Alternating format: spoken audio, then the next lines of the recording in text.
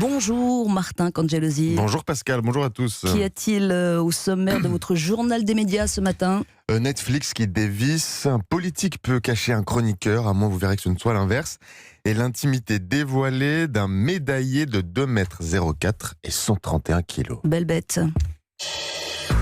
Et on commence par les audiences, évidemment. Évidemment, hier c'est TF1 qui s'impose avec le film L'élève du Cobu, 3 400 000 téléspectateurs.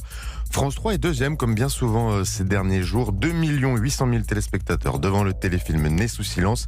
Et France 2 ferme la marche avec Taratata 100% live, presque 2 millions de téléspectateurs devant Nagui. Culture Média. Netflix plonge en bourse, Martin. Moins 9% hier. Alors certes, aidé par le confinement, Netflix a séduit en 6 mois autant de nouveaux abonnés que sur toute l'année 2019. Prouesse donc, pourrait-on dire.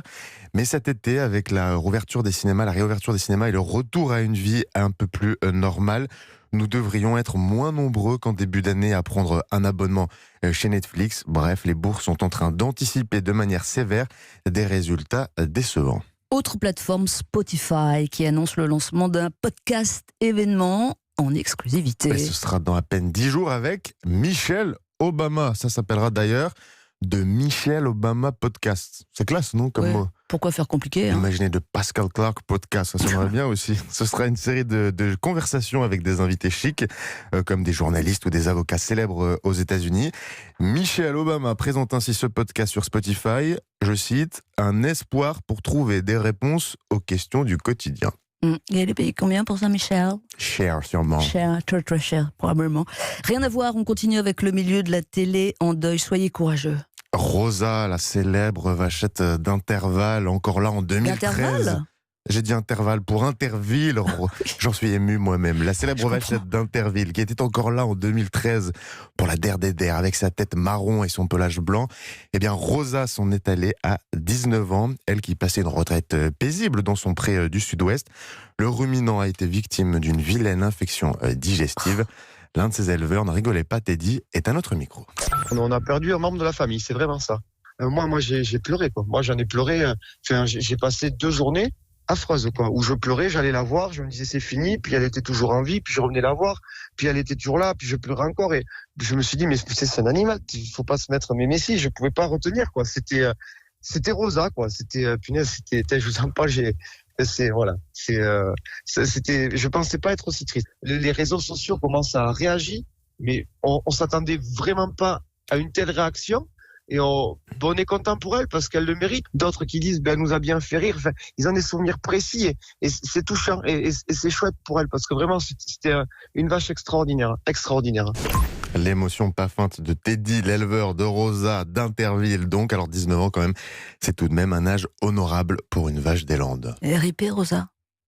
Rest in peace. Un mémorial va être installé près de son enclos. Ah bah oui, ça le vaut bien. On continue avec Gaspard Genzer qui voulait être maire de Paris et qui finalement rejoint l'équipe de Cyril Hanouna. C'est aussi l'ex-porte-parole de François Hollande. Il était l'ex-tête de liste au municipal à Paris pour La République En Marche. Il sera désormais chroniqueur dans Balance ton poste chaque vendredi soir sur C8 avec Hanouna.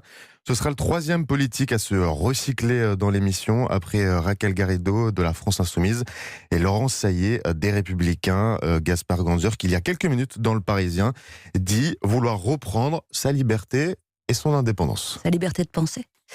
Certains passent de la politique aux médias, d'autres c'est l'inverse. Laurent Geoffrin, directeur de la rédaction de Libération et directeur de la publication pour encore quelques heures, va annoncer dimanche soir qu'il se lance en politique. Voilà ce qu'on lit dans Le Figaro ce matin. Alors ce ne sera pas un parti politique, pas encore en tout cas. Tout va commencer avec un texte transmis à l'AFP. Dans ce texte, un appel à la refondation, je cite, d'une gauche sociale, écologiste et républicaine. Conférence de presse lundi pour en savoir un peu plus. Et l'on termine, Martin, avec un documentaire exceptionnel que nous propose France Télévisions sur l'un des plus grands champions français. Sur Teddy Riner. Teddy Riner, c'est 10 titres de champion du monde et 2 médailles d'or au JO, entre autres. Le colosse de 2,04 m et 131 kg espère bien arracher une 3e médaille d'or aux Jeux de Tokyo. Ce sera l'an prochain. Alors on avait déjà eu, vous me direz, des documentaires sur le judoka.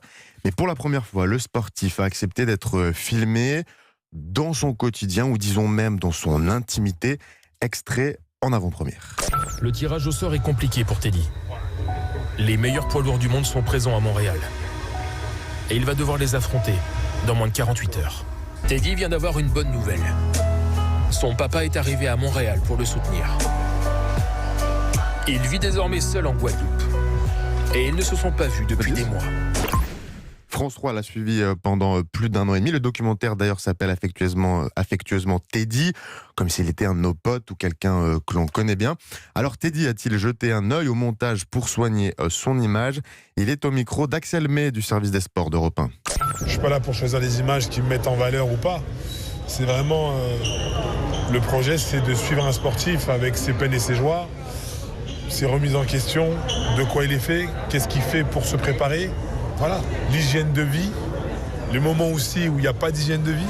Alors beaucoup de ses proches sont dans le doc, il y a même sa psychologue et il y a sa femme qui doit partager son champion avec 66 millions de Français. Pourquoi a-t-elle accepté une telle intrusion dans leur vie privée? Elle répond au micro d'Axel May, toujours écoutez. On s'est connus, il était champion du monde pour la première fois, donc il n'était pas connu comme il l'est là.